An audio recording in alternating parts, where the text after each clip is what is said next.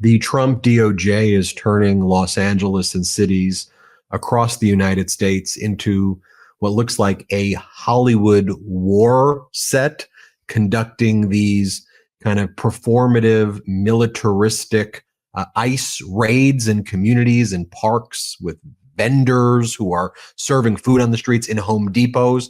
But the consequences are not performative, are very real, and people's lives are being impacted and destroyed. I'm sure a lot of you have seen this footage by now. I'm going to show you some other footage as well. But this is what MacArthur Park in Los Angeles looked like on Monday as the Trump regime put these ICE agents and other federal officials, looked like they were invading a country in a park in Los Angeles, where moments before this militaristic ICE presence showed up, kids were playing soccer in this once just vibrant park that the Trump regime is trying to terrorize our communities in Los Angeles. Here, play this clip.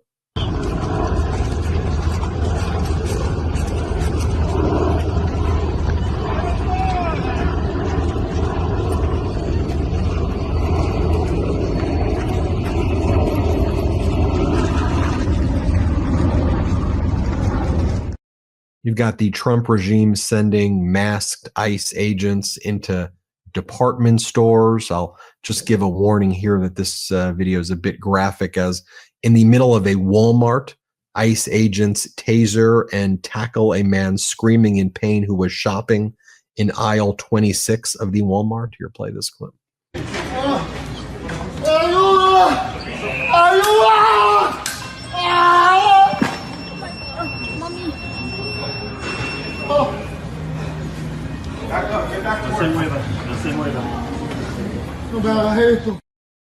This is what they're doing in our department stores. Just to give you a view of what it looks like in LA as they bring these like military vehicles that you're used to seeing in foreign war zones here. This is taken from the Citizen app. Here, I'll show you this.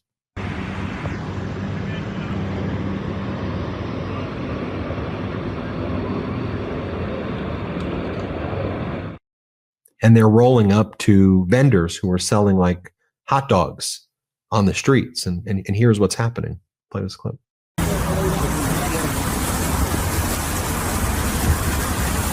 you need us to do anything? We're part of a group that reports this. Do you need us to do?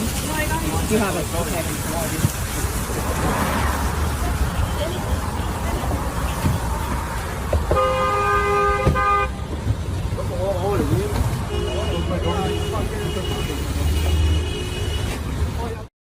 Mass Gestapo roaming the streets of Los Angeles and cities across the country. And finally, you have the Border Patrol chief in the Trump regime, Greg Bavino, saying, get used to it. We're going to be doing this even more. So get ready. Here, play this clip. The federal government is not leaving LA. I don't work for Karen Bass. The federal government doesn't work for Karen Bass. We're going to be here till that mission's accomplished, as I said.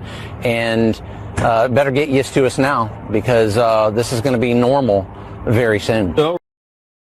It's going to be normal soon until the mission is accomplished. The mission of what? Attacking hot dog vendors and hardworking people. Let's bring in California Senator Alex Padilla. Can't even believe that here we are. I'll just let you react to all that. Yeah, I mean, there's so much there, starting with, you talked about this being performative. I mean, that's ultra mild way to describe it, because, the MacArthur Park incident, for example, the truth is, after they staged this, use of force or show of force, 0 people detained, 0 arrested there. But I'm sure, no doubt, they got tons of great footage for their next TikTok videos. And I say performative is an ultra mild way to describe it, because on the flip side of it, what's happening to community? What's happening to people? Minutes before these agents were walking through the park, the mounted agents walking through the park, it was the location of a summer camp. There was a couple dozen kids. It's summer vacation. They're not in school. It was a local park, a famous park, iconic park in Los Angeles that was hosting a summer camp. But it doesn't matter to these federal agents. It doesn't matter to ICE or the Department of Homeland Security. It certainly doesn't matter to Donald Trump to think the fear the terror that they're instilling in so many families, so many communities. This happens to be Los Angeles. It's happening throughout the region, throughout the state, and throughout the country, but nowhere more intensely and at the scale that we're seeing in Los Angeles right now. My wife is Latino. She's from Guadalajara. Her family is moved here, became citizens. Her family lives in HP. They asked me yesterday, they said, Ben, what were they doing in MacArthur Park? Why were they doing this? What are they trying to accomplish? And I had no good answer for them other than I said to my wife's mother, I said, are you going to church anymore? And she goes, nope. I said, are you going to work out like you used to? She goes, nope. This is what they're trying to do, instill this type of fear. Yeah, no, exactly. And so in one of the clips that you showed, this is going to be normal until the mission is over. What's the mission? What is the mission? I wish we had formal responses from the administration and DHS, but we don't. That's not a shock for any of us. The mission is clearly not just dangerous, violent criminals. We hear that so much from Trump and folks in his administration, but the numbers demonstrate otherwise. The vast majority of those that have been detained, the vast majority of those arrested, and the vast majority of those deported, many without due process, that's a whole nother conversation, are not violent criminals, most with no criminal convictions. And so who are the folks that are being caught up in those? Who are these people being tased at Walmart when they're clearly not a threat to the ICE agents or to anybody else there? What kind of training are they not getting or disregarding? That's again, a whole nother topic to pursue here. But the vast majority of folks that are caught up in these raids are hardworking folks. They've been here maybe a couple of years, maybe many years, paying taxes, raising families. They were deemed essential at the tail end of the first Trump administration, but are now being targeted by the second. Let's pursue that area of inquiry, though, of the training and who are these ICE agents. We know in this disastrous budget bill, ICE will now get more funding than the United States Marines and basically any other armed forces in the entire world right now. And they're going to be rushing people to take on these ICE positions and putting more people out on the streets. What do you expect is going to happen? How does the budget bill that Trump signed into law play into all of this? Yeah, well, I mean, there was a lot to detest about the bill, right? The cuts to healthcare, access to so many other areas of the budget, while giving tax breaks for billionaires and really beefing up the budget for immigration enforcement. Again, if it was only a matter of targeting truly dangerous, violent criminals, I don't think there would be a discussion. I don't think there would be a debate or disagreement, but that's not what's happening. And to think that ICE will now become the largest law enforcement agency in the land.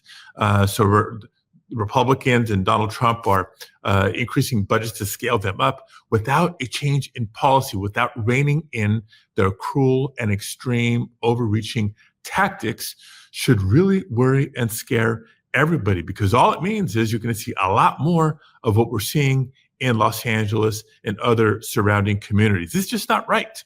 I'm hoping we get a chance to talk about one of the things that we're trying to tackle with this enforcement actions gone wild is so many federal agents without any clear marks on their uniform, right? You don't know what department or agency they represent. They're allowed to cover up, mask themselves. And so there's no way to identify them as a federal agent. For the sake of the fear and concern in community and for the safety of the officers themselves, because when you're getting attacked, you think you're being kidnapped and you don't know who it is that may be attacking you, a natural instinct or urge is to fight back, and so want to present this, it's a bill that I just introduced along with Senator Booker from New Jersey to require the same type of no mask and identification markings on a uniform that local law enforcement in California has had for a long time, and other federal departments and agencies require as well. So talk about that, because I think while I think we all agree, our viewers will say that makes a lot of sense.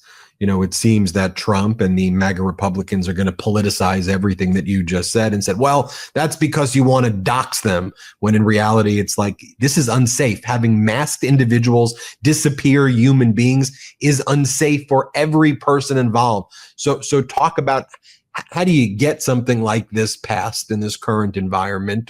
And then separately, what do we, the people, do? I mean, people hate this, what ICE is doing. If you go and I've seen interviews where they try to play gotcha with you, where they're like, well, people want strong borders. You're like, yeah, that's different. Strong borders is different than having ICE agents roam the streets and disappear hardworking migrants. It's a very different concept. But what do we, the people, do? I know, I see you're introducing that. What do we do? We're out there protesting, millions of people for no kings. I think the protests, but what else can we do, and so that we don't feel hopeless in this situation?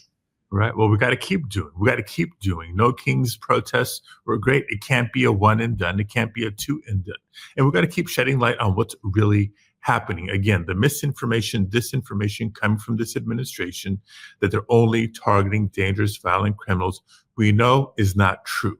The concern about potential doxing of federal agents. Well, how is it a requirement? And it seems to work with agents in other agencies within DHS and, of course, other departments within the federal government. How does it seem to work for state and local law enforcement who can't just go into a home, a store, a community without the proper, notification on their uniforms? And what we're requiring is really what department or agency you work for. It can even be an acronym. And if having an officer or an agent's name is considered dangerous, then how about just a badge number, right? Something to be able to identify that individual for purposes of accountability. When it comes to law enforcement, I've been in different public offices for many years at the local level, the state level, and now at the federal level. We have a law enforcement perspective, and it's an important and valid one. We have a military perspective, and that's an important and valid one. But what happened to the terminology of community police relations? There's a community piece to this too. So both for the safety of the officers, so that people know that if they respond to somebody who's seeking to detain them, are they a federal agent or not? Because when you're not identified, you just don't know. When that unidentifiable person is in an unmarked car, you really don't know. And how are you going to respond? But also for the sake of community, to know who it is that is approaching them or not. So all the way around, I think it makes a whole lot of sense. Experience in other areas of law enforcement tells us it is a workable solution, but clearly a void and a gap in the requirements for either ICE agents or other agents from other departments that are now being reassigned to conduct immigration enforcement when that wasn't their mission before, and their training isn't comparable. Senator, before we go, whenever I have people like you on here, you're seeing things that I'm not seeing, that our audience isn't seeing.